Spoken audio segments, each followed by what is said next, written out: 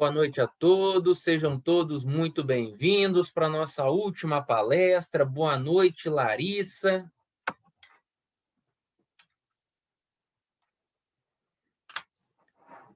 Boa noite, professor Lucas Canoa. Boa noite. Boa noite, Larissa. Boa noite.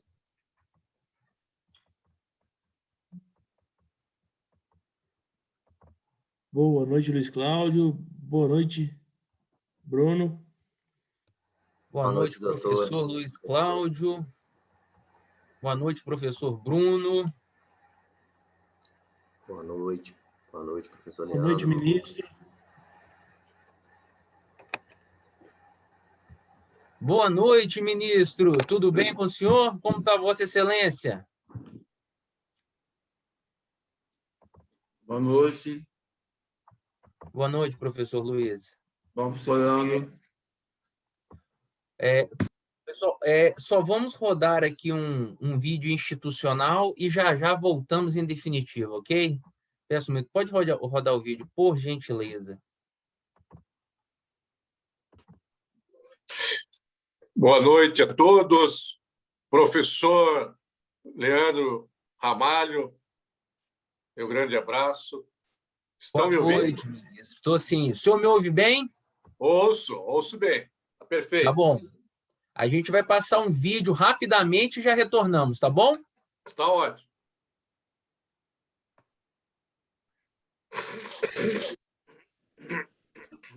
O que eu quero pro meu futuro é ser eu mesmo, fazer o que eu gosto. Vai muito além da profissão que a gente escolhe. Tem a ver com a minha identidade, quem eu sou.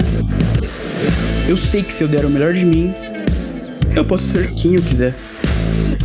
E fazer da minha paixão, da minha vocação, uma carreira incrível. Eu transformo o meu sonho na minha profissão. Chegou a hora de levar sua vida para onde você sempre quis. Faça a faculdade que você sempre sonhou. Seja o seu melhor. Inscreva-se agora no vestibular. Uniptan. O que eu quero pro meu futuro é ser eu mesmo, fazer o que eu gosto. Vai muito além da profissão que a gente escolhe. Tem a ver com a minha identidade, quem eu sou. Eu sei que se eu der o melhor de mim, eu posso ser quem eu quiser. E fazer da minha paixão, da minha vocação, uma carreira incrível. Eu transformo o meu sonho na minha profissão. Chegou a hora de levar sua vida para onde você sempre quis. Faça a faculdade que você sempre sonhou. Seja o seu melhor. Inscreva-se agora no vestibular. Uniptan.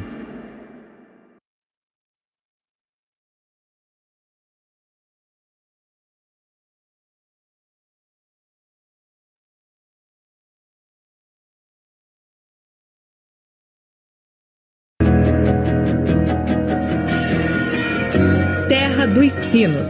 São João del Rei foi eleita a cidade mais hospitaleira do Brasil, segundo a Airbnb. A cidade hoje é um polo universitário no Campo das Vertentes. E é aqui que se encontra a Uniptan.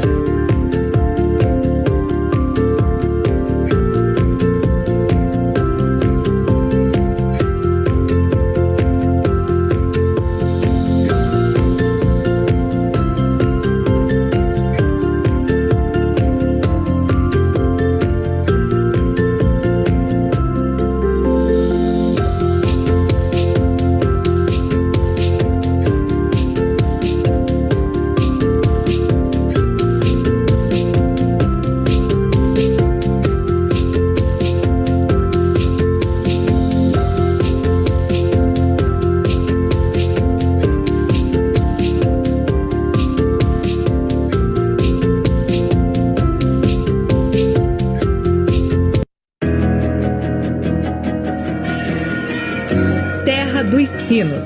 São João del Rei foi eleita a cidade mais hospitaleira do Brasil, segundo a Airbnb. A cidade hoje é um polo universitário no Campo das Vertentes. E é aqui que se encontra a Uniptan.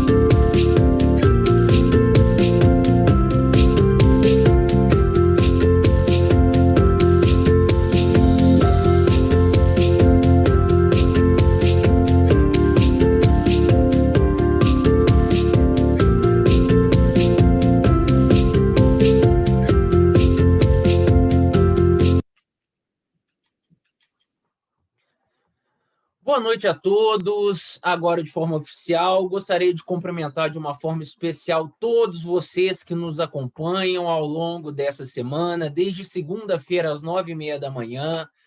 Gostaria de agradecer a presença de todos vocês que se encontram aqui na tela. Gostaria de fazer isso na pessoa do professor Luiz Cláudio Pereira, nosso diretor nacional de ensino. Cumprimento também de uma forma muito especial o ministro Péricles Queiroz, por ter aceitado o convite e nos dar a honra de fazer a palestra de fechamento. Eu passo a palavra agora com muita satisfação, até porque é uma pessoa que eu tenho muita estima, para o professor Luiz Cláudio Pereira fazer o início do encerramento da nossa palestra.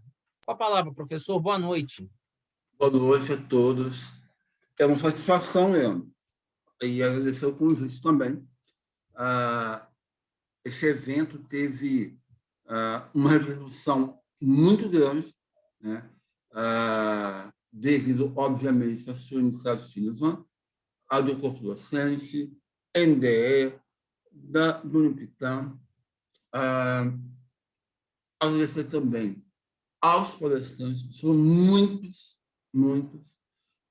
especialmente ao excelentíssimo ministro presente hoje aqui, que é o nosso próximo, né, palestrante, mas também falar de tudo isso, palestrante, professor, a instituição, a AFIA, se converte para quem é mais especial nesse contexto, que é o nosso aluno. Então, todo esse movimento é pensado no aluno, né? Na satisfação, no conhecimento, em dar ao nosso aluno algo mais. E aproveitar para reconhecer o seu trabalho, Leandro, é realmente uma inspiração no momento que nós teremos tantos motivos para não fazer nada, todos os argumentos, você, a sua equipe, o Dono Pitã, nos traz um evento sensacional como esse, né? Aproveitar também e parabenizar todas as mães. Domingo é o dia delas, né? Então, nosso reconhecimento da AFIA também. Parabéns. Um grande evento, especialmente feito para o nosso aluno. Eu agradeço muito as palavras, agradeço o elogio. Saiba que a verdadeira inspiração é o senhor que nos move, né, na direção, na liderança da AFE na parte de ensino. Então, eu agradeço muito a participação e a honra de estar conosco nesse momento. Eu gostaria de fazer algumas considerações rápidas antes de prosseguir aqui. Realmente, pessoal, esse evento eu e minha equipe, né, a comissão organizadora, temos muito carinho por ele, muito mesmo. Né? Um evento feito realmente com amor para vocês alunos, para vocês do Unipitã, para os demais alunos externos, para os profissionais de direito, todos que nos assistem. Nós tivemos 4.300 inscritos nesse evento, né? Então, eu gostaria de salientar o nível desse evento. Só tivemos palestrantes do mais alto gabarito, todos realmente muito qualificados, né? Eu tenho alguns números aqui que até me impressionaram, confesso. Nós tivemos, de segunda-feira para cá, 13.597 pessoas ao vivo e simultâneas. Ou seja, não foi colocado no YouTube para assistir depois, foi simultaneamente, de segunda para cá, 13.597 pessoas.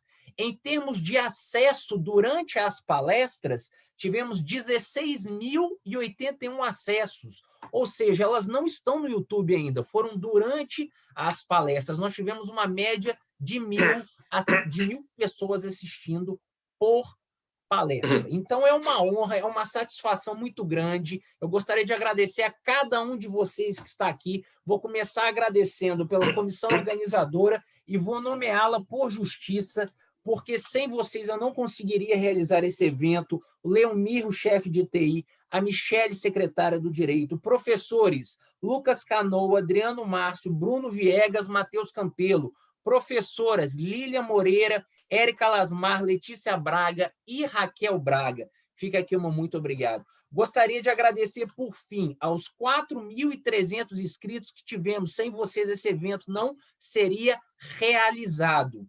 E aqui vem um agradecimento muito especial agora. Muito obrigado a vocês, alunos do Unipitã. Tudo é feito com muito carinho para vocês. Então, eu espero que vocês tenham gostado, espero que os 4.300 inscritos tenham ficado satisfeitos com o evento que foi realizado e termina agora com a excelentíssima palestra do nosso estimado ministro. E que venha 2022 com um evento ainda maior ainda. Mas antes de passar a palavra para o ministro, eu gostaria de passar a palavra para a discente Larissa Terra, que é representante do DA, Diretório Acadêmico do Direito, que vai falar em nome de todos os inscritos, mas especialmente em nome dos alunos do Unipitã. Você toca a palavra, Larissa. Boa noite. Eu me sinto muito honrada em estar fazendo parte dessa mesa hoje, né? O DA vem agradecer, né, esse contato que a gente tem, né, o corpo docente com a gente, né? A gente é muito grato. As palestras foram sensacionais, a gente só tem elogios, a gente sabe como que é para fazer isso, né? E a gente só tem a agradecer, Leandro, você e todos os nossos professores. E os palestrantes que realmente foram sensacionais. Muito obrigada. Obrigado, Larissa.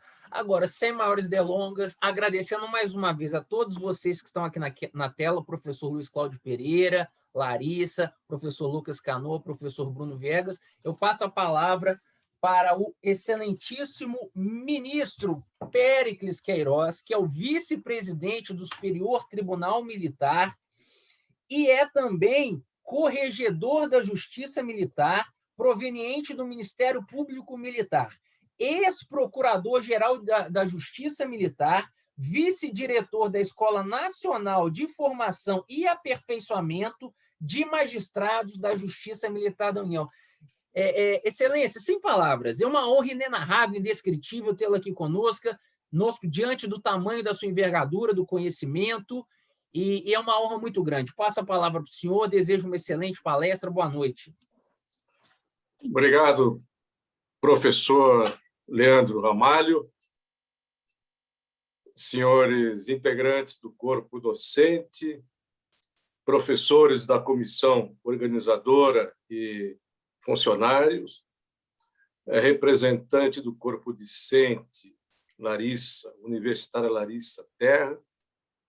Primeiro, cumprimento a todos, uma meu boa noite, e também parabenizo o Centro Universitário Presidente Tancredo de Almeida Neves pela realização do 2º Congresso Internacional do Curso de Direito. É uma grande realização acadêmica e notável evento para o nosso mundo jurídico. Eu me apresento, sou ministro togado do Superior Tribunal Militar, e é para o meu tribunal e para mim uma grande honra poder participar nesta noite de sexta-feira desta conversa, deste bate-papo. Não é uma aula, não é uma palestra, a respeito de um tema muito desconhecido, do direito militar e da justiça militar. O Tribunal Superior Tribunal Militar é o tribunal superior mais antigo do país, em funcionamento ininterrupto há 213 anos. Temos muita história. Tivemos como presidentes de honra um imperador, 2 imperadores, Pedro I, Pedro II, um rei, Dom João VI, 2 presidentes. E notáveis militares e civis ao longo desses 213 anos. Agradeço o convite, professor Ramalho, seu gentil convite, que foi uma convocação, e é um privilégio este contato com um numeroso grupo de alunos, mais de 4.000 inscritos nesse evento acadêmico. Uma grande oportunidade para debatermos, para falarmos da justiça castrense, justiça militar no Brasil. Eu dividi a minha exposição, conforme me foi solicitado, em 3 fases: ontem, hoje e o futuro dessa justiça no sistema brasileiro de justiça. Para falar de direito militar, um dos ramos do direito, que hoje ele alcança não só o direito penal, o processo penal militar, o direito administrativo militar também, é um direito que surgiu na longínqua antiguidade, com a organização dos exércitos. Os estudiosos do direito referem que o termo auditor, ou seja, o juiz militar, já aparecia no ano 305 depois de Cristo, primórdios da organização militar romana. A formação dos exércitos permanentes na antiguidade reclamou configurar uma justiça específica para a tutela da hierarquia e disciplina militares. A necessidade de manter o comando e o controle sobre grupos numerosos de soldados, com recrutamentos severos, longo tempo de serviço militar, campanhas difíceis e sangrentas, reclamou a exigência, a criação de uma justiça própria que acompanhasse os exércitos em campanha. Daí o seu conhecimento como também justiça castrense, a justiça dos acampamentos, porque castro tinha o significado para os militares de acampamento. Na Mesopotâmia, registra-se a mais antiga lei penal militar, lei repressiva militar, no Código de Ur-Namur. Hammurabi, rei da Babilônia, que viveu 1.700 anos antes de Cristo, instituiu dispositivos militares no seu famoso Código. Atenas e Esparta tinham leis destinadas a reprimir os delitos militares. Escritos deixados por Platão referem que o soldado deveria ser julgado por seus pares. Mas foi na Roma antiga que a justiça castrense recebeu forma de instituição, a sofisticada organização das legiões romanas, com as guerras de conquista do Império. A incomum dedicação ao combate conjugaram fatores de estímulos e logo receberam a adesão dos governantes e juristas, editando-se normas de julgamento do crime militar. Chegamos, então, à Península Ibérica e Portugal. Existiam, na antiguidade, o magistre militum, desde o governo de Constantino, no ano 272 depois de Cristo, e que se instituiu o chamado concílio, que era um colegiado de militares com a assessoria de um deles, versado nos regulamentos e nas normas para orientar os julgamentos e promover os julgamentos nos acampamentos. As primeiras referências da disciplina militar estão no Foral de Palmela, 1185. A Faculdade de Direito de Lisboa foi fundada em 1289 e transferida para Coimbra em 1308. Desde Afonso IV, 1325 a 1357. Já ocorria a predominância de juristas profissionais na corte portuguesa. Foram esses juristas profissionais que edificaram uma memorável legislação de direito militar, penal, processual e administrativo desde então. A justiça, naquela época, ainda era feita pelo condestável, chamado um homem letrado e homem de bem, que deveria conhecer as leis e os alvarás do rei. Pois bem,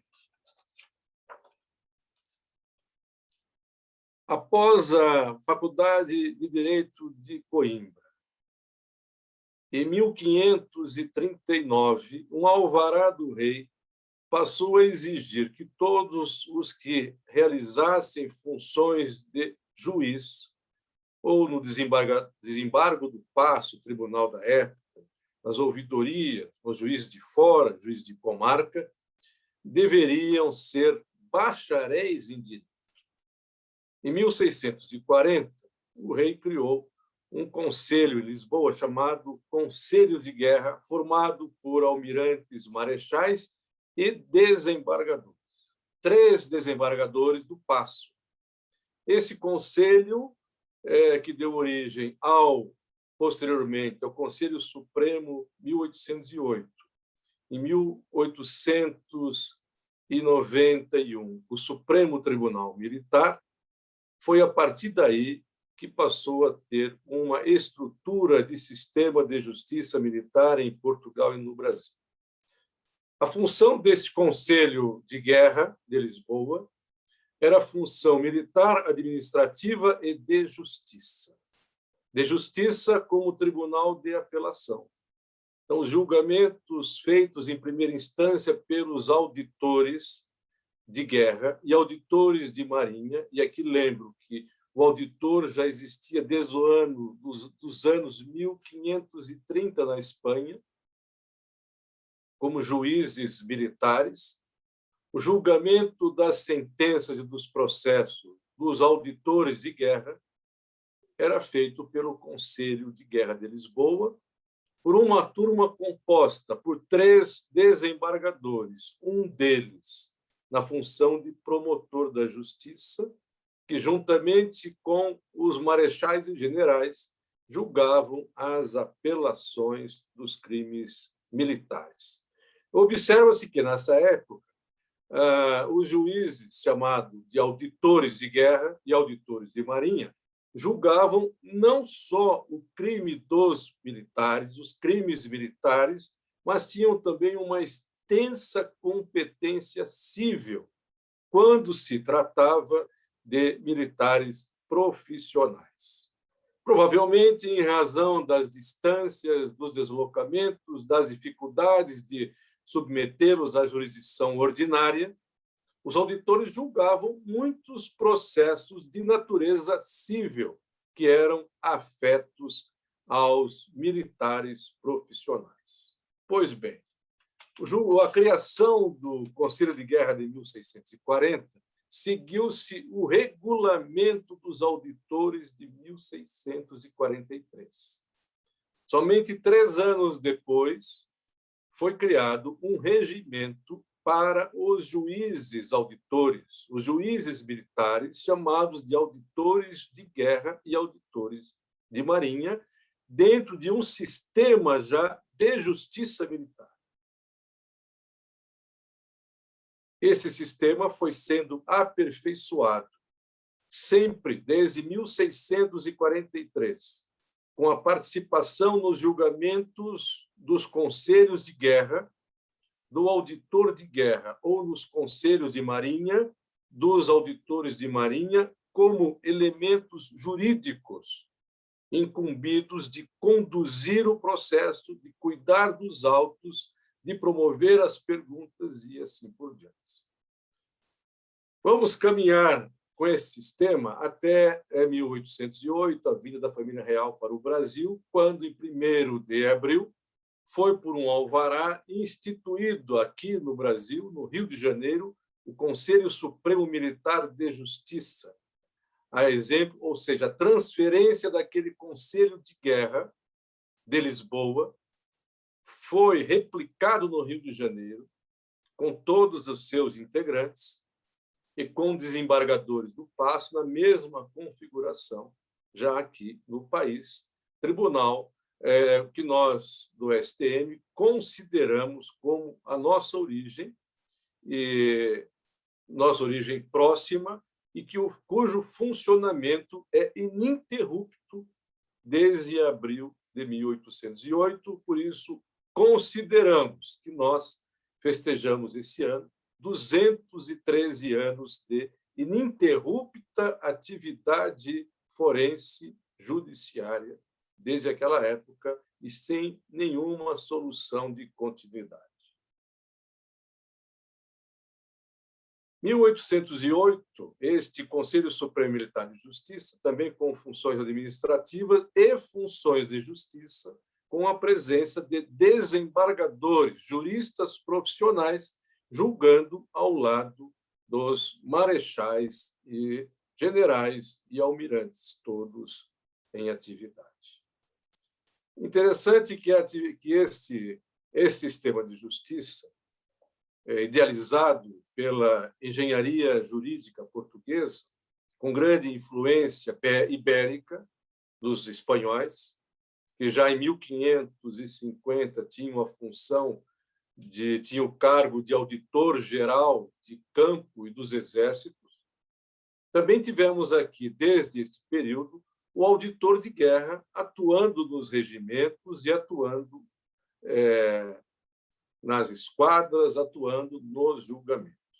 Interessante que a sua competência específica para crimes militares tem algumas exceções.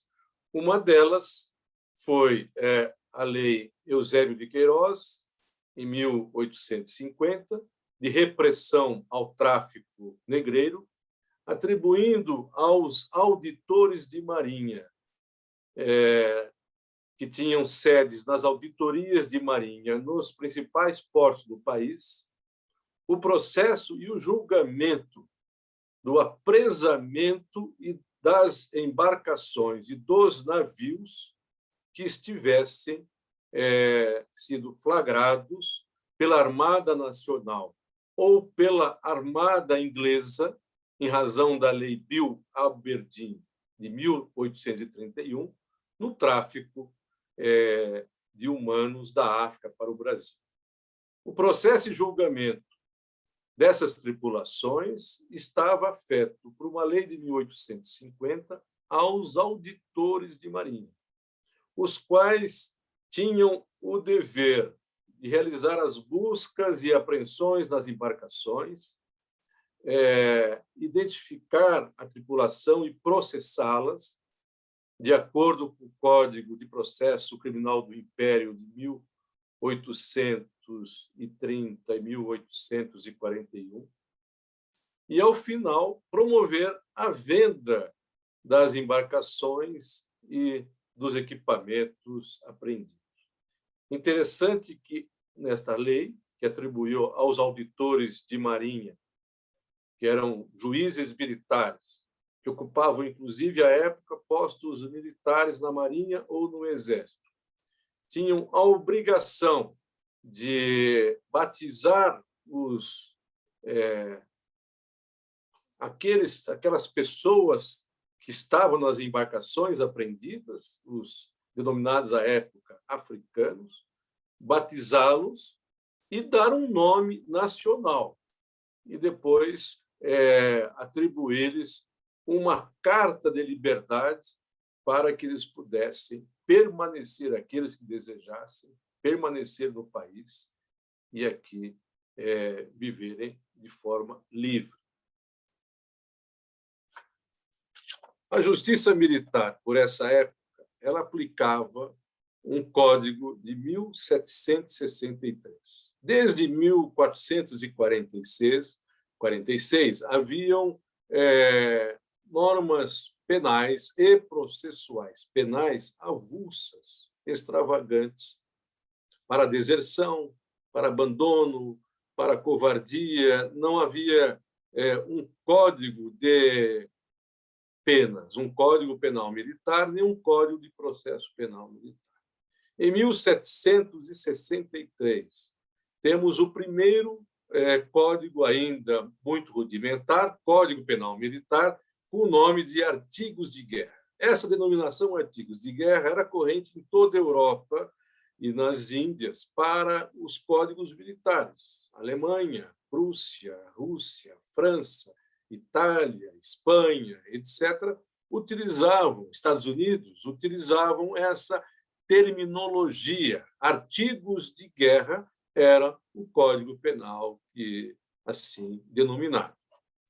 O Código Penal aplicado ao Brasil, penal militar, denominava-se artigos de guerra e foi idealizado por um conde alemão, Conde de Lippe, que havia sido contratado em 1765 pelo reino português para organizar o exército, e na organização do exército elaborou um código de penal e um código de processo penal.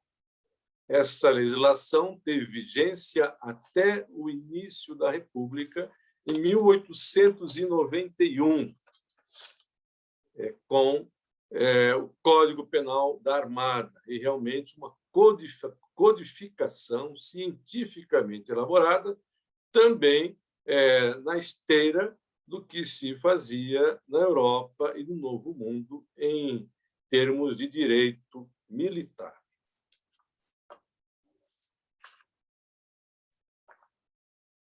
O período desde 1640, com a criação do Conselho de Guerra, foi intensamente prolífero na produção legislativa, seja penal militar, processual penal militar ou administrativa.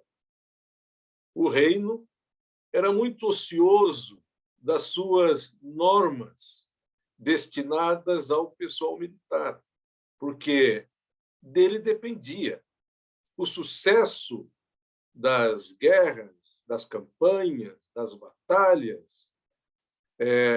Dependia muito, naturalmente, da força, da motivação e do preparo dos homens que compunham essas forças.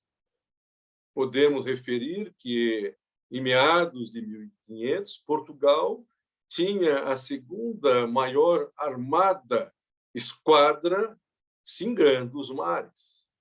Grandes navios de guerra, grandes embarcações eram produzidas em Lisboa e outras partes, singravam todos os mares. A sofisticação da legislação portuguesa antiga, tanta, que as questões, por exemplo, administrativas, de pensões, de gratificações, estavam normatizadas em meados dos anos 1700, com regras interessantíssimas, como, por exemplo, a viúva do combatente que recebesse uma pensão, um monte pio, que eles chamavam, e que viesse a celebrar núpcias novamente, perderia o direito à pensão. Um entendimento bastante razoável. Os militares alistados eram chamados praças de pré. Eu, durante muito tempo, me questionava, quando fui promotor, por que praças de pré? São todas praças. Aí vinha saber, numa legislação dos anos 1700, que eram as praças pré-pagas, aquelas que recebiam antes do mês, antes das campanhas, e assim estavam estimuladas a um maior desempenho em combate. Então, eram chamadas as praças de pré. Interessantíssimo. Há uma legislação específica para os feridos em campanha que podiam reivindicar a cada ferimento sofrido um bônus permanente que carregava, inclusive, quando deixava a força e fosse jubilado. Era chamada a gratificação por ferimentos em campanha, de forma que pudesse estimular esses combatentes a serem intrépidos. Então, tanto a legislação administrativa militar prolífera, quanto a legislação penal e processual foi uma herança, foram heranças que recebemos dos lusitanos, da incrível e notável engenharia jurídica promovida por juristas portugueses desde o ano 1300. Este período histórico, podemos fixá-lo até o início da República, quando o Conselho Supremo de Justiça passou a denominar-se Supremo Tribunal Militar e a ter apenas competência judiciária. Deixou de ter a competência administrativa, como, por exemplo, a respeito das pensões, dos montepios, das patentes, dos julgamentos do direito administrativo, para se dedicar como tribunal, exclusivamente como um tribunal judiciário a partir da República, com o nome de Supremo Tribunal Militar, que conservou até a Constituição de 1934, quando passou a denominar-se Superior Tribunal Militar. Interessante que a justiça militar se destina ao tempo de paz e ao tempo de guerra. Os nossos códigos, o Código Penal Militar, hoje o Código promulgado em 1969, Código de Processo Penal Militar, também de 69, e a Lei de Organização Judiciária Militar, mantém duas partes, em tempo de paz e em tempo de guerra. Vou falar um pouco sobre o tempo de guerra. O país, a partir da independência, teve diversas revoltas, revoluções, algumas guerras, etc., quando se aplicou a justiça militar em tempo de guerra. Uma característica peculiar da justiça militar é a sua extraterritorialidade, característica comum a todas as justiças militares do mundo todo. Ou seja, é uma justiça que acompanha o soldado e se efetiva aonde ele estiver, quando ele estiver deslocado a serviço ou em campanha, quando ele estiver no teatro de operações, no teatro da guerra, essa justiça deve estar presente. Aqui eu mencionaria a justiça militar em tempo de guerra, que tem algumas peculiaridades, como os prazos são menores, todos os envolvidos, os protagonistas, o juiz, o promotor, o advogado, todos eles são integrados e comissionados em postos militares, porque todos que vão à guerra estão dentro da força armada, da força expedicionária ou não. E mencionaria, como primeiro exemplo, a Guerra da Tríplice Aliança, também chamada de Guerra do Paraguai, de 1864 a 1870, que colocou o Brasil, Argentina e Uruguai contra o adversário Paraguai. O STM possui registros, livros de sentenças e acórdãos da época, fáceis de serem consultados online, na plataforma chamada Arquimedes. Julgamentos realizados em navios na bacia do Rio da Prata, no Rio Paraná, nos acampamentos na Argentina, no Uruguai e no Paraguai, ou em Assunção, já no final da guerra, foram julgamentos de crimes militares ocorridos no teatro de operações, cujas apelações eram encaminhadas para o julgamento do Conselho Supremo Militar de Justiça no Rio de Janeiro.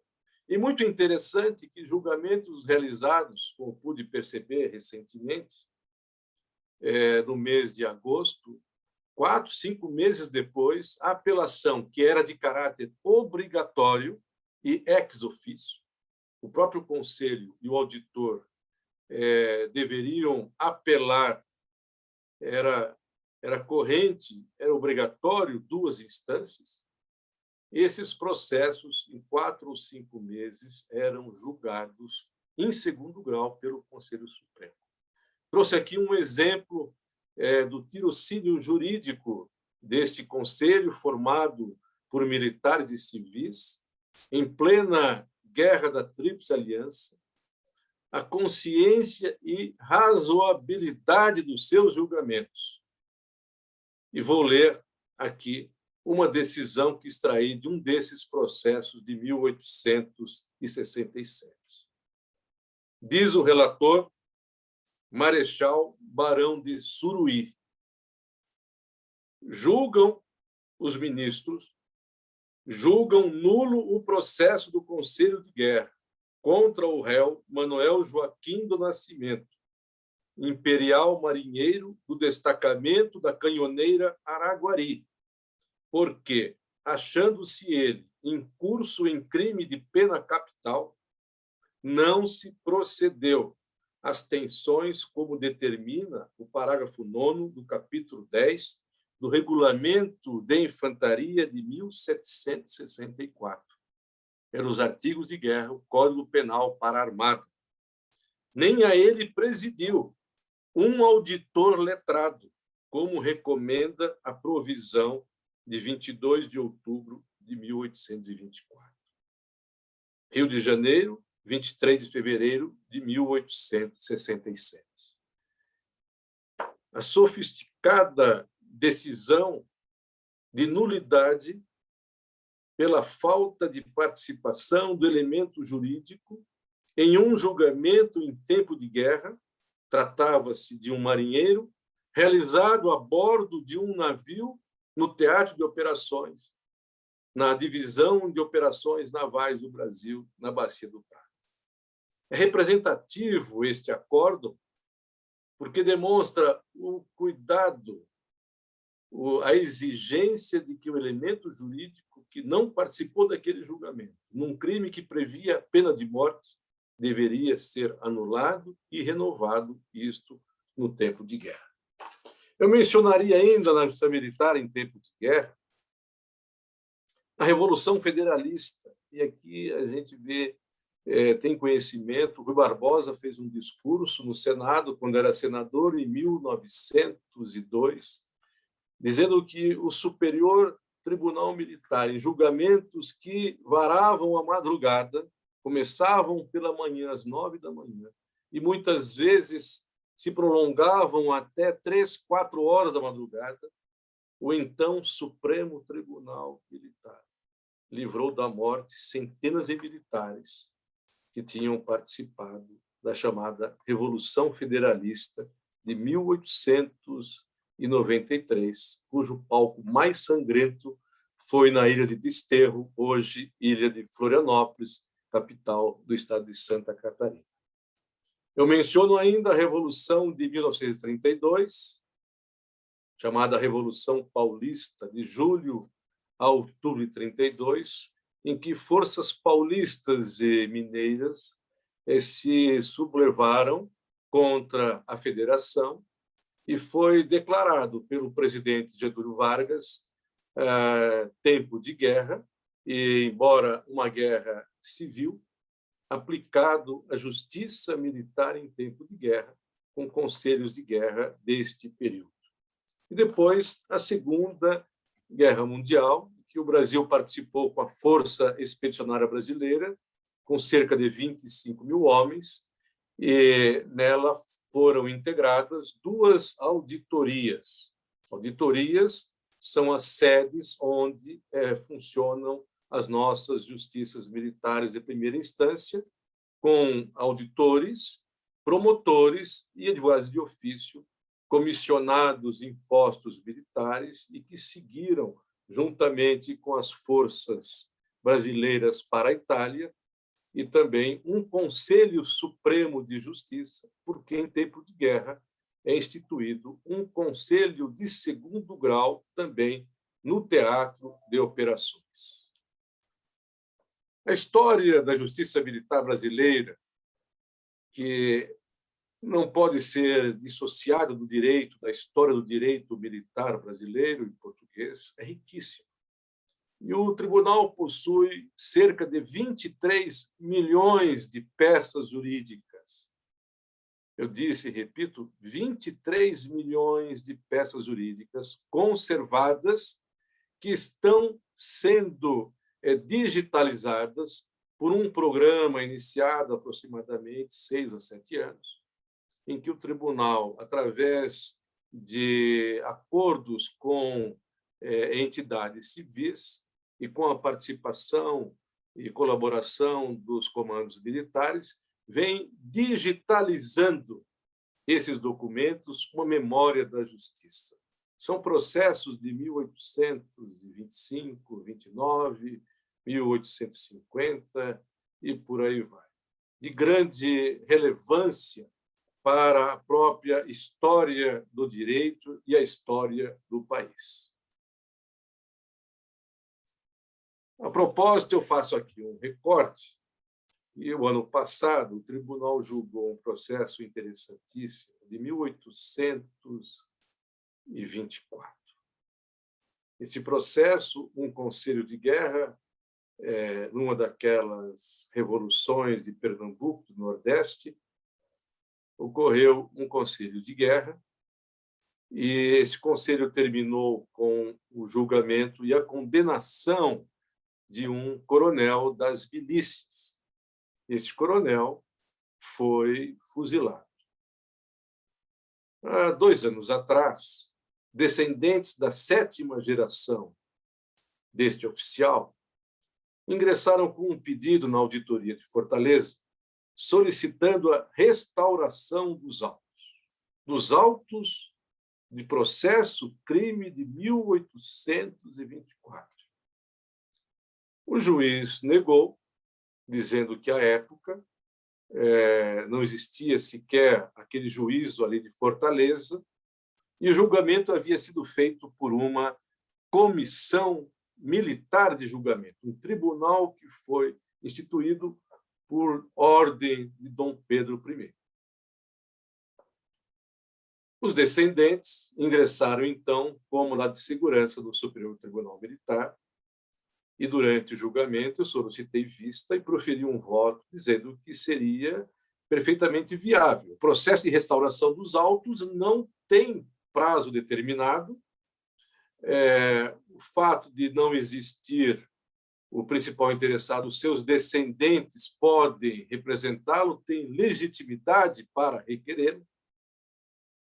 E como a justiça militar funcionava ininterruptamente desde 1808, e a comissão militar, embora não se vinculasse à época ao Tribunal de Segunda Instância, era um tribunal militar, nada mais razoável do que deferir a segurança para restaurar aquele processo.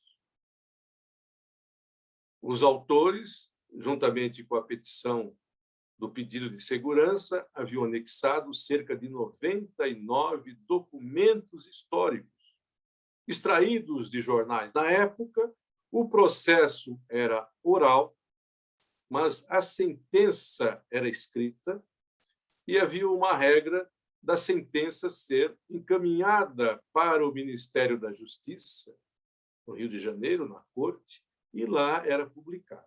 Então, foi possível, através de uma extensa pesquisa histórica, restaurar, recuperar documentos referentes à prisão, ao processo, ao julgamento e ao fuzilamento deste oficial das milícias. E o tribunal, então, deferiu por unanimidade a segurança e foi determinado ao juízo local que iniciasse a restauração de um processo de 1824. Muito interessante este julgamento, né? Para demonstrar que eu entendia, não poderia negar ao cidadão a prestação de justiça que ele almejava, que ele pleiteava.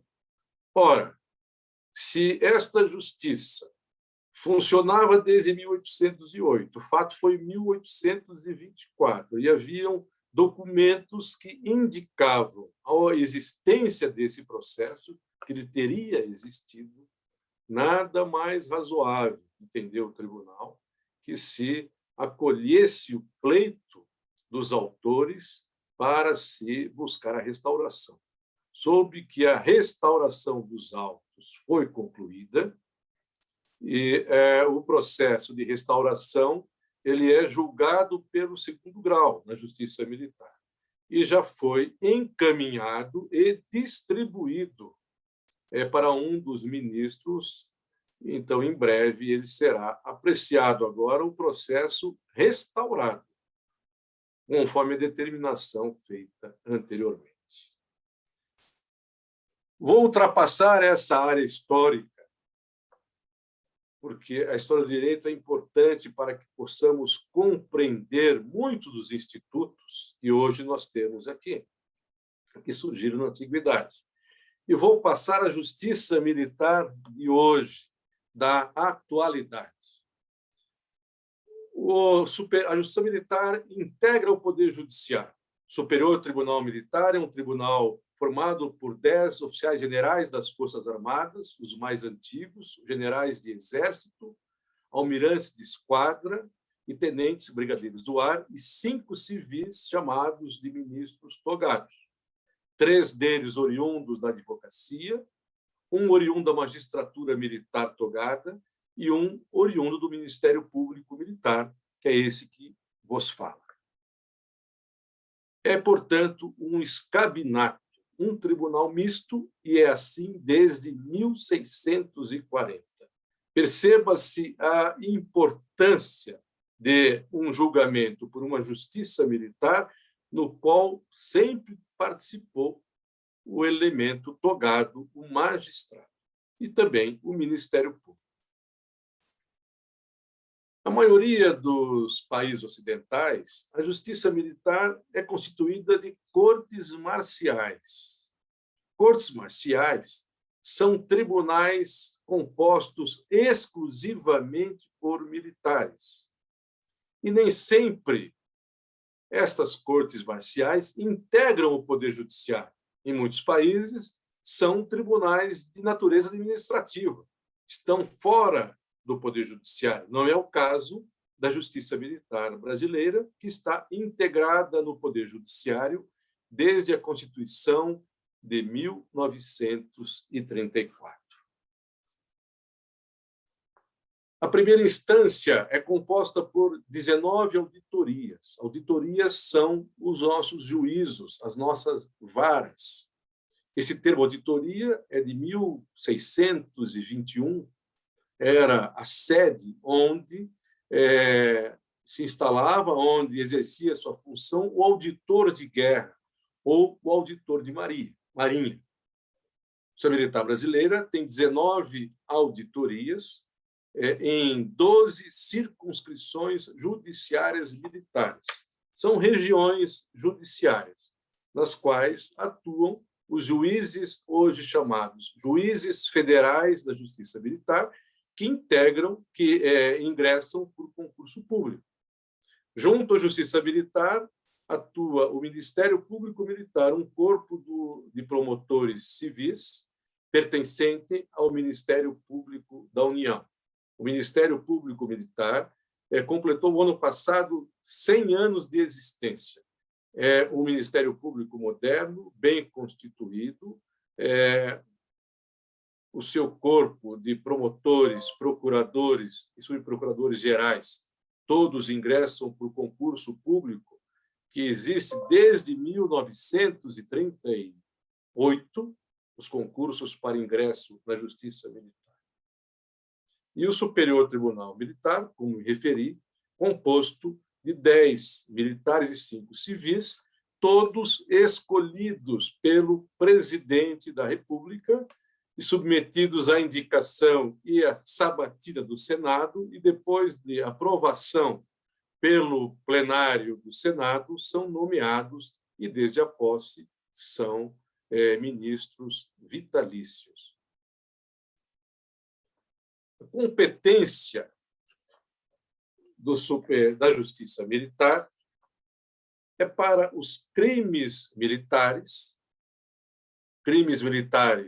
previstos na lei, esta a regra constitucional, que podem ser praticados por militares, por ex-militares ou por civis. É uma das pouquíssimas justiças militares do mundo que possui competência para o processo de civis, e esta competência ela é longínqua dos anos 1831, salvo engano, em que já se permitia, nos crimes contra a segurança externa do Império, julgar e processar civis pela Justiça Militar. O Superior Tribunal Militar é o tribunal órgão de segunda instância, tem o seu presidente e vice-presidente eleitos para a gestão de 2 anos. É um tribunal que funciona como tribunal de recurso, tribunal de apelação e também um tribunal para ações originárias, para processos originários. É o tribunal que julga a perda do posto e da patente dos oficiais. Todo oficial condenado a mais de 2 anos de prisão em processo criminal por qualquer justiça deve ser submetido ao julgamento, se deve ou não permanecer com o posto e a patente, e este julgamento é feito pelo Superior Tribunal Militar. Além dessa competência, o Superior Tribunal Militar possui ainda competência originária para o julgamento de oficiais generais. Então, os oficiais generais das Forças Armadas, Exército, Marinha, Aeronáutica, em casos penais, tem como foro o Superior Tribunal Militar, como foro natural. Vou falar agora sobre algumas peculiaridades da Justiça Militar. Na Justiça Militar atua a Defensoria Pública da União, a defesa das praças. As praças têm como defensor natural as praças Os soldados, os sargentos, os subtenentes, considerados praças das Forças Armadas, eles têm o direito de solicitar um defensor público da União para representá-los na justiça militar. E também os civis hipossuficientes, aqueles que não têm condições de constituir advogados. É muito interessante saber que o julgamento militar sempre se preocupou em promover uma boa defesa para o processado. O comando, a extensão do comando, a aplicação da justiça é inerente à boa defesa. E o alvará de 1778, veja-se, 1778, já dispunha, de 5 de outubro de 1778, já dispunha que os réus em processos pelos conselhos de guerra poderiam ser representados por advogados. Vamos ver que, nessa época, professor Ramalho, nós não tínhamos no Brasil curso de direito. Tivemos só 1823. Os nossos bacharéis eram formados na América e na Europa ou eram rábulas, autodidatas.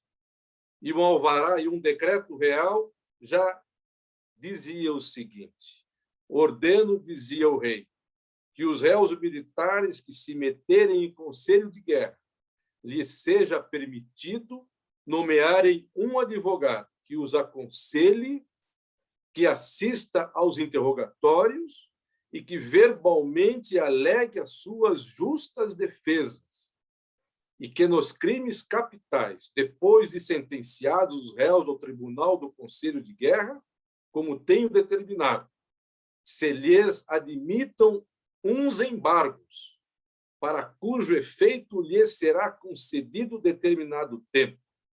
O Conselho de Guerra o tenha assim entendido e o faça executar.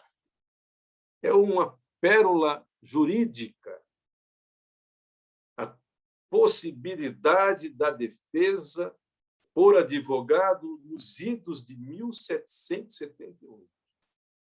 Havia uma restrição em tempo de guerra, pela dificuldade de se obter o advogado no tempo de guerra, mas era permitido em tempo de paz. Observo ainda que a atual Defensoria Pública da União teve o seu núcleo na Justiça Militar. O Código de Justiça Militar de 1920 completou o ano passado 100 anos, criou o Ministério Público Militar e criou a Advocacia de Ofício. Em cada auditoria, a partir de 1920, foi instituído um ou dois advogados, chamados de advogados de ofício, vinculados ao tribunal até a criação da DPU, exclusivamente para exercerem a defesa das praças dos soldados dos hipossuficientes. Notável essa criação legislativa de 1920, a criação de uma defensoria pública dentro da Justiça Militar, no orçamento do tribunal, com total independência de atribuições, já no século passado, quando vimos a criação de defensorias públicas estaduais e a Defensoria Pública da União, após a Constituição de 1988. Perceba-se a inteligência jurídico-militar em proporcionar, já nos idos dos anos 1920, em que muitas das faculdades de direito eram livres, haviam faculdades, poucas faculdades de direito, e algumas o curso era livre, a frequência era livre. Ainda não tínhamos a organização da Ordem dos Advogados do Brasil, somente na década de 30, salvo engano, 1933. Tínhamos, sim, o Instituto dos Advogados Brasileiros, e um ou outro caso de defensor dos órfãos e defensor municipal junto a câmaras municipais do Rio de Janeiro do século passado, do século XIX. Então, é uma iniciativa louvável saber que a legislação dos anos 1920 preocupou-se em arquitetar uma defesa, um profissional de defesa vinculado àquela auditoria, àquela circunscrição, para exercer a defesa dos hipossuficientes e das praças de pré. Como referi, o Código Penal Militar, em vigor, é de 1969, de processo também, e a Lei de Organização Judiciária Militar é de 1992, recentemente alterada pela Lei 13.491, e alterou a competência da Justiça Militar, e pela Lei 13.774, que transformou a denominação dos cargos de juiz auditor para juiz federal da Justiça Militar. É muito interessante observar que o Código Penal Militar ele traz os crimes propriamente militares, aqueles crimes específicos como deserção, abandono de posto, covardia, etc., e crimes que são chamados de impropriamente militares, crime de furto, crime de roubo, crime de estelionato, apropriação indébita, são aqueles crimes que também existem na legislação penal comum. Hoje, por força da Lei 13.491 de 2017,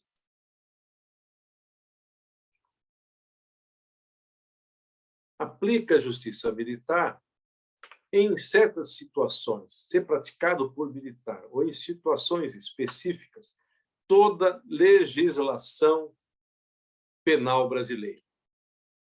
Da Lei Maria da Penha, a Lei de Assédio Sexual, todas as leis penais, ser praticadas no contexto de operações militares ou no contexto de militares de serviço, o julgamento, o processo de julgamento será pela justiça militar. São o que os doutrinadores hoje denominam de crimes militares extravagantes. Entra-se aí a Lei de Licitações, a Lei Maria da Penha, a Lei de Importunação Sexual e todas as demais leis, obviamente, com as peculiaridades do Código Penal Militar. Então, aqueles crimes que estão tipificados no Código Penal Militar e possam ter uma tipificação também no Código Penal Brasileiro ou em leis extravagantes, se prioriza pelo princípio da especialidade a aplicação do Código Penal Militar. Mas se o crime não está previsto no Código Penal Militar, o réu será enquadrado numa lei extravagante ou no Código Penal Brasileiro aplicado pela Justiça Militar. Interessante que, para o tempo de guerra, há uma parte especial do Código Penal Militar e do Código de Processo Penal Militar. Dos 53 artigos em tempo de guerra, e em tempo de guerra se aplica todos os artigos do tempo de paz, acrescidos dos artigos em tempo de guerra. Desses 53 artigos em tempo de guerra específicos, e aqui eu mencionaria traição, covardia, deserção, espionagem, rendição, genocídio, 34 deles cominam como pena máxima a pena de morte. Então, entre as penas da legislação militar, a pena de morte ainda existe e está prevista na Constituição da República apenas, tão somente para aplicação em tempo de guerra. Em tempo de paz, as penas são reclusão, detenção, prisão, impedimento, quando o militar está confinado à área do seu aquartelamento ou do acampamento, a suspensão do posto ou da graduação, quando é suspenso por 2, 3 ou 6 meses, a reforma. E das penas acessórias, a principal delas é a exclusão das Forças Armadas, aplicada obrigatoriamente sempre que a praça for condenada além de 2 anos de reclusão. No caso dos oficiais, a pena acima de 2 anos importa no julgamento administrativo, num processo administrativo específico, denominado representação para declaração de indignidade ou incompatibilidade para com o oficialato. Então, todo oficial condenado pela Justiça Militar ou pela Justiça Criminal Estadual ou Federal a mais de 2 anos de prisão é obrigatoriamente submetido a este julgamento pelo Superior Tribunal Militar. Eu mencionaria ainda, dentro das especialidades, digamos, das peculiaridades do Código Penal Militar, além do crime de deserção, que é uma das grandes incidências em todas as justiças militares, em todos os estados, o crime de espionagem, insubordinação, abandono de posto, exercício do comércio pelo oficial, a usura, o desacato, a evasão do preso com danos à pessoa ou à prisão. A simples evasão não constitui crime, mas se ao evadir-se da prisão militar o preso causar um dano à prisão ou ameaça ou violência, ele responderá por isso. Dormir em serviço, algo que às vezes parece tão simples para o civil ou o jurista que não está habituado, dormir em serviço é um crime recorrente nas fileiras militares. A sentinela que tem o dever de permanecer no posto e, por motivos diversos, vem a dormir e é surpreendido dormindo no posto, dormindo em serviço, incorre em um crime. Isto não é tão difícil de se ver nos julgamentos correntes. O ingresso clandestino, ingressar em uma área de quartel sem autorização, ou que não seja pelo portão das armas, pelo portão principal. E se alguém for encontrado dentro desta área do aquartelamento desautorizado, incorre no crime chamado ingresso clandestino. É um crime que figura nos códigos militares desde 1763. O crime de desafio para duelo. Foi interessante, em século XXI, manter uma figura desafio para duelo. Mas, se formos observar, na maioria dos códigos penais militares do Ocidente, essa figura penal está lá escrita. Apenas o desafiar outro militar, desafiar em 2 militares para duelar, já cometeram a figura, o tipo penal do artigo 224, desafio para duelo.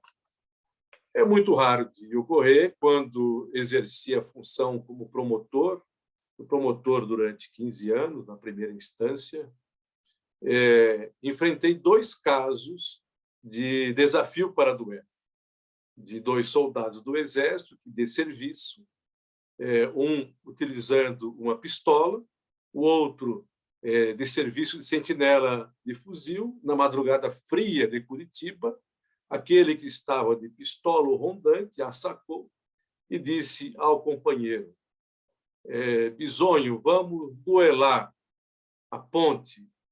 E sacou a arma e fez o disparo. Mesmo o disparo não o atingiu,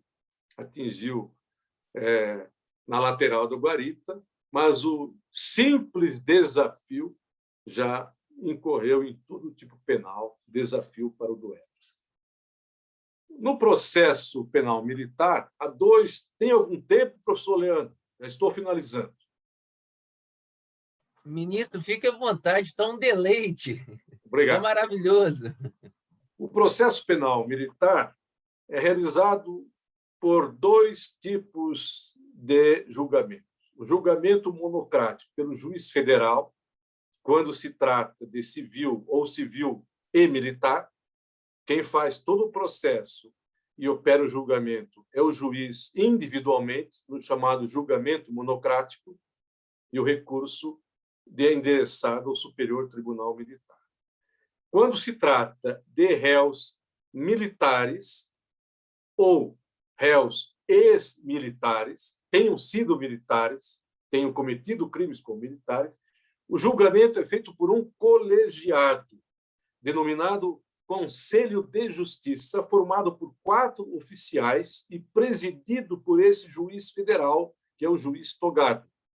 Este conselho pode ser um conselho permanente para as praças, ou um conselho especial, até coronel, se for um oficial. É uma característica universal da justiça militar, que tem sua origem na antiguidade romana, com o concílio. Então, o julgamento pelos pares por um colegiado. Esta é uma característica de toda a justiça militar universal. Os Estados Unidos, da França, da Alemanha, da Inglaterra, da Rússia, dos países asiáticos, então, o julgamento do militar por um colegiado.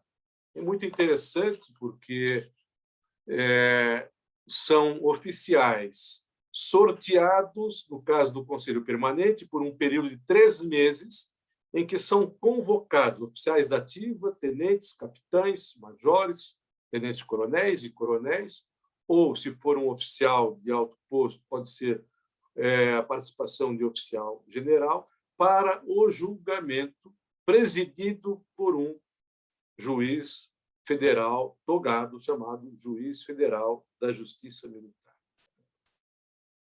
O processo penal militar ele tem a paridade de armas com o Ministério Público. O Ministério Público atua como promotor da ação penal e fiscal da ação penal. E, do outro lado, a defesa constituída ou a defesa hoje exercida por defensor público da União. É de se destacar, na área recursal, 13 interessantes recursos bastante específicos da Justiça Militar. O primeiro deles, embargos infringentes. Os embargos foram previstos no processo penal, salvo engano, pela legislação, depois do Código de Processo Penal de 41, salvo engano, pela lei de 1950.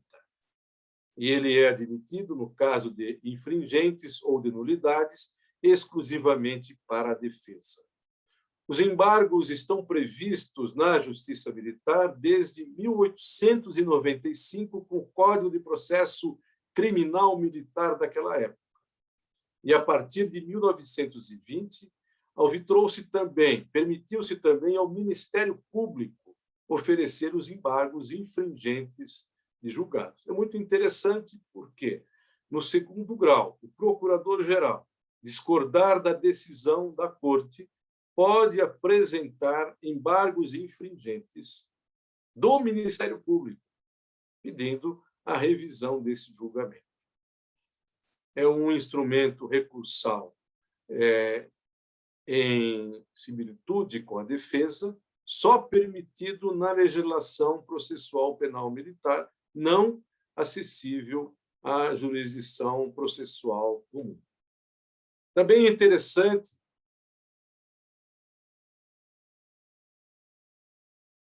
o sistema de correição parcial. Correição parcial é um recurso anômalo, em alguns estados faz parte da legislação judiciária estadual ou dos regimentos internos, e na Justiça Militar, desde 1920, ele é considerado um recurso anômalo, um recurso destinado a obviar os chamados atos tumultuários ou abusos consentidos ou praticados pelo julgador. Tanto o Ministério Público quanto a defesa podem suscitar este recurso expedito célere, que é examinado com prioridade pelo Superior Tribunal Militar, em casos que considera deparar-se com um ato de abuso ou um ato tumultuário praticado em um processo. Vou dar um exemplo recente de um julgamento da última semana. O Ministério Público solicitou que o magistrado designasse audiência de oitiva das testemunhas. O ilustre magistrado alegou que a pandemia não permitia a marcação dessas audiências e nem por videoconferência ele desejava marcar e não as designou. O Ministério Público, o promotor, entendeu que era um ato tumultuário, era um erro procedendo e não erro injudicando do magistrado, e que, não obstante a pandemia e por uma orientação do Conselho Nacional de Justiça e do próprio Superior Tribunal Militar, deveria marcar a audiência por videoconferência. Não o fazendo, estava praticando um ato tumultuário. E esse recurso chegou logo às mãos da eminente colega ministra relatora, doutora Maria Elizabeth, que já concedeu de ofício uma liminar no seu poder de tutela para que o juiz imediatamente designasse a audiência requerida pelo Ministério Público. E, na última semana, num prazo muito célere, o tribunal julgou por unanimidade, deferiu a correição parcial e cassou aquela decisão do magistrado de primeira instância. É um recurso expedito, é um recurso de tramitação rápida que está disponível à defesa e ao Ministério Público. Um outro recurso muito comum, não é um recurso, é uma ação, é bastante comum ao tribunal, dois me refiro agora, são os de revisão criminal e reabilitação. Pela própria natureza da justiça militar, quando as penas são menores, e o militar que foi submetido a julgamento e condenado permanece nas fileiras, com penas abaixo de 2 anos, que tenha recebido o sursi, tão logo decorridos os 5 anos de término da condenação ou do período de prova do sursi, é muito comum ingressar com o pedido de reabilitação.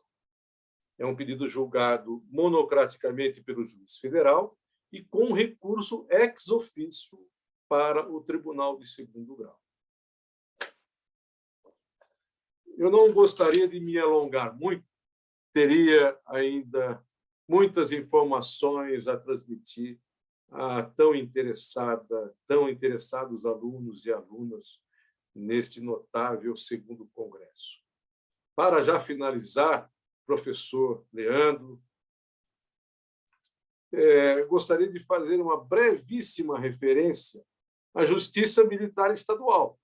Então, o país ele comporta 2 ramos de justiça militar. A Justiça Militar da União, justiça militar aplicada para as Forças Armadas, que tem, na primeira instância, as auditorias militares, as circunscrições judiciárias militares, e, em segunda instância, o Superior Tribunal Militar.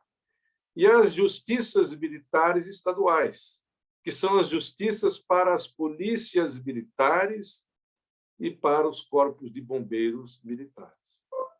No país, nós temos 3 tribunais, órgãos de segundo grau de justiça militar estadual: Minas Gerais, São Paulo, Rio Grande do Sul. Nos demais estados, temos só a Justiça Militar de primeira instância, cujos recursos, nesse caso, são endereçados aos tribunais de justiça dos próprios estados.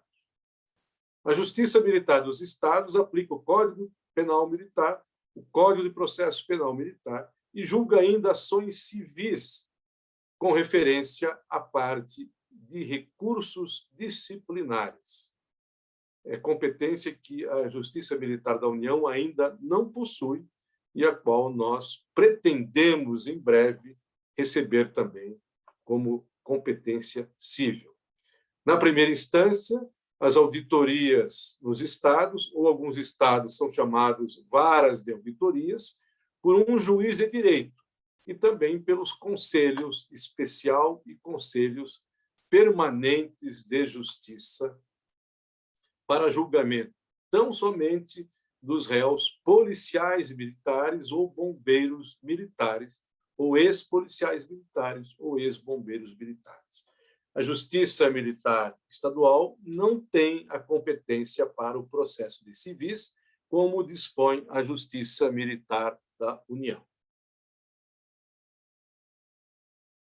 Para finalizar, caríssimos alunos e alunas, prezadíssimos professores, para mim foi uma noite memorável, num final de semana, no início de um final de semana. Foi um privilégio muito grande, realmente uma grande honra para o meu tribunal, especificamente, no meu caso, como vice-presidente e ministro corregedor, a oportunidade de dizer um pouco da nossa história e do que fazemos. E aqui posso dizer que o futuro dessa justiça é um futuro que já está em consolidação. Nós temos uma estrutura muito boa, não diria perfeita, dispõe de uma corregedoria, a correição na justiça militar. Existe desde 1920, então, o circuito de correição, todos os processos findos, processos terminados, eram encaminhados para uma auditoria de correição com um juiz corregedor, hoje transformada em Corregedoria da Justiça Militar, exercida por mim, ministro corregedor, por 2 anos, e por um juiz corregedor auxiliar, que está dentro de uma situação orgânica da corregedoria para funções de orientação técnico-jurídica da primeira instância. A primeira instância é bem organizada, o quadro de magistrados, são 38 magistrados concursados. Temos um índice de aproximadamente 35% de juízas. As primeiras 3 juízas concursadas da Justiça Militar ingressaram em 1979. Hoje, elas são um número expressivo, como também são em número expressivo no Ministério Público, aproximadamente 35%, não dispõe da Defensoria Pública. É uma justiça célere, que busca realizar o processo dentro de todos os princípios constitucionais, com a aplicação efetiva da disponibilidade à Defensoria Pública, seja a Defensoria Pública ou por advogado constituído. Posso dizer que a estrutura de justiça militar, constituída desde o século XIX e que veio sendo aperfeiçoada em diversas etapas e diversas épocas, 1890, 1895, 1920, 1944, 1999, Constituinte, 1992 e, recentemente, com as leis de 2017 e 2018. É uma estrutura que permite a prestação célere, eficaz, dedicada da justiça às Forças Armadas. Eu agradeço, eminente professor Leandro, senhores professores, a ilustre comissão organizadora e, principalmente, a esse numeroso grupo de acadêmicos que deixou o seu lazer da noite de sexta-feira para ouvir este antigo promotor e juiz. Estou há mais de 40 anos atuando no Ministério Público e na Justiça, sempre com entusiasmo, com vivacidade, com vibração, e que vocês todos possam escolher carreiras nas quais se realizem como eu me realizo na Justiça Militar. Muito obrigado a todos, um grande abraço e um bom final de semana. Estou disponível para as perguntas. Ministro, eu acho que não só eu, mas todos nós estamos encantados com a sabedoria de Vossa Excelência, com a facilidade de trazer os fatos de uma forma tão didática, com uma aula de história de ter que rever essa aula. Eu vou colocar no YouTube depois todas as palestras, mas certamente uma das quais irei assistir com atenção novamente. Então, é só olhar aqui do lado, Excelência, a manifestação do pessoal. O senhor tratou de história, do Código Penal Militar, do Código de Processo Penal Militar, de recursos. Então, assim, gratidão enorme por tê-lo conosco. O senhor fechou, eu vou repetir a frase que uma pessoa falou aqui do lado. O senhor fechou com chave de ouro esse evento. É realmente uma honra muito grande tê-lo aqui conosco essa noite. Tá? Eu gostaria só de fazer uma ponderação, porque eu fiquei encantado com a história da Justiça Militar. Eu confesso que não tinha um conhecimento profundo sobre o tema. E o senhor citou que em 1823 havia necessidade de encaminhar o réu para um advogado. Desde aquela época havia uma materialização do acesso à justiça e da ampla defesa. Isso, para mim, foi genial. Então, assim, de tudo que o senhor falou, eu só tenho elogios, gratidão. Vou passar a palavra para o professor Lucas Canoa para fazer as considerações dele. Excelência, primeiro, estou até embargado, emocionado. Que palestra, queria agradecer muito a fala do senhor. Eu tenho por amizade o ministro José Barroso, que passou o contato do senhor, e sou um fã dele, e agora parece que sou um fã do tribunal como um todo. Que maravilha de palestra, ministro.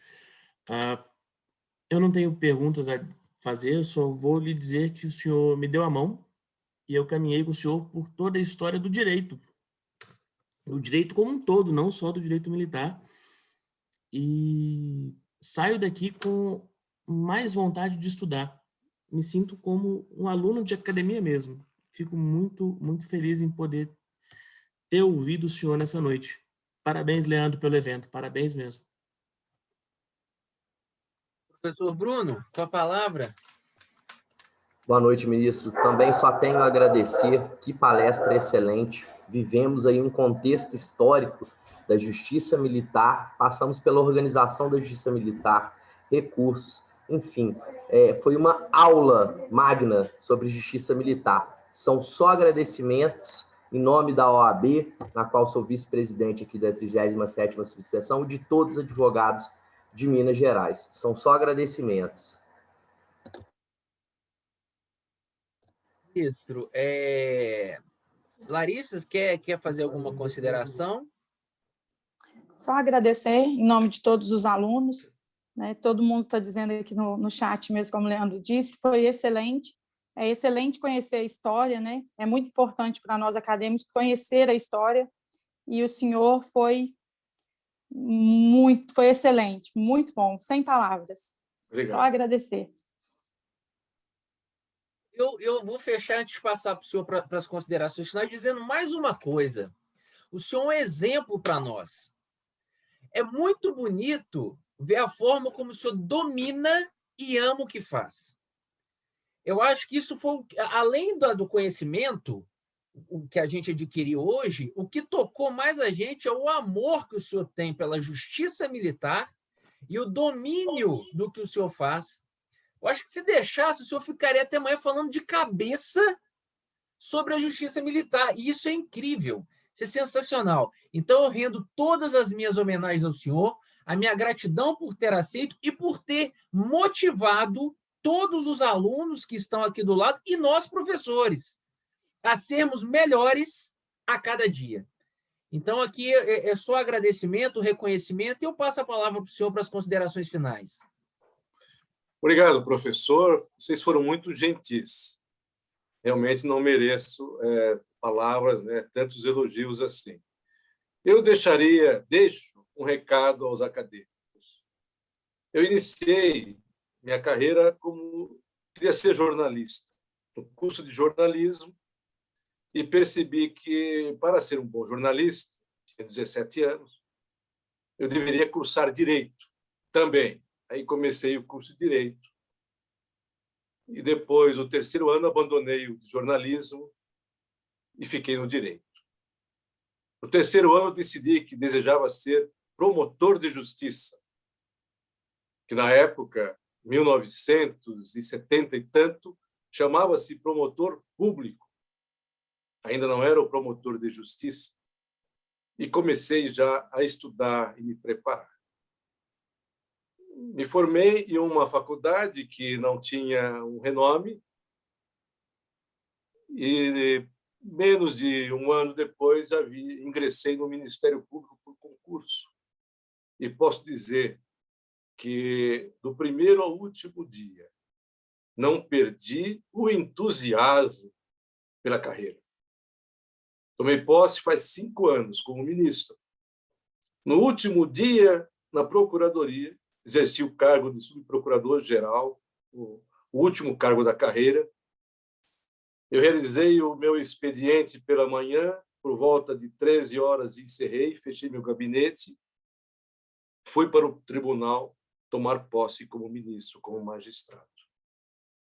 Então, manter o entusiasmo pelo que faz, o amor pelo trabalho, isso não é trabalho, isso é quase que um lazer.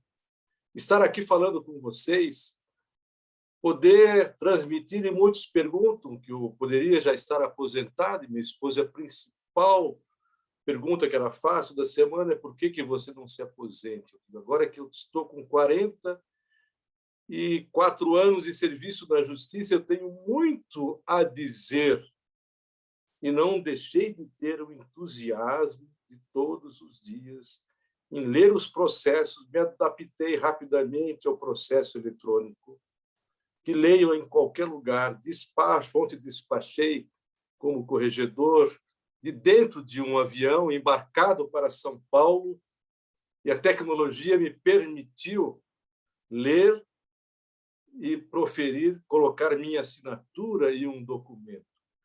Então, não percam o entusiasmo, se preparem para as carreiras que escolherem. Todas as carreiras jurídicas, e são inúmeras, são belíssimas.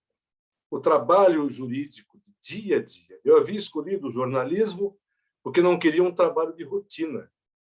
Achava que jornalista não tem rotina. Cada hora é uma notícia, mas o direito também não tem a rotina. Cada processo é uma história. Cada julgamento é emocionante. E nós temos compromisso da prestação da justiça, o compromisso, a missão, o dever dos julgamentos justos, de fazer o melhor nas nossas profissões. Então, aproveitem esse período acadêmico. Preparem-se para enfrentar o trabalho nos diversos ramos do direito. E a Justiça Militar oferece grandes oportunidades. Além da área das justiças penais, hoje pode-se calcular em torno de mais de 1 milhão de servidores militares dos estados e da União, com as suas reivindicações, com os processos de natureza administrativa, com as suas dificuldades de justiças e regulamentos. Então, deixo aqui esta mensagem aos nossos acadêmicos e minhas congratulações à equipe organizadora e ao professor Leandro Ramalho pela realização do 2º Congresso Internacional do curso de Direito. Me coloco à disposição de todos, seja pelo meu endereço eletrônico, seja pessoalmente em Brasília, na sede do Superior Tribunal Militar. Um grande abraço a todos e uma boa noite. Ministro, temos quase 500 pessoas às 10h30 da noite de uma sexta-feira. Isso dá para perceber o quanto foi sensacional a sua participação. Então, aqui eu vou encerrar agradecendo a todos vocês que nos acompanharam desde segunda-feira, às 9h30 da manhã. Muito obrigado mesmo. Sempre tivemos altíssimo número de participantes, em média 1.000 pessoas, um pouco mais, um pouco menos.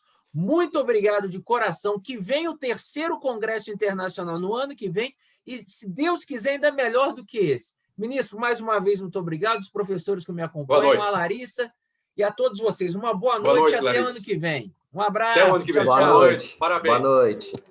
Boa noite, boa noite. Muito obrigada. Boa noite.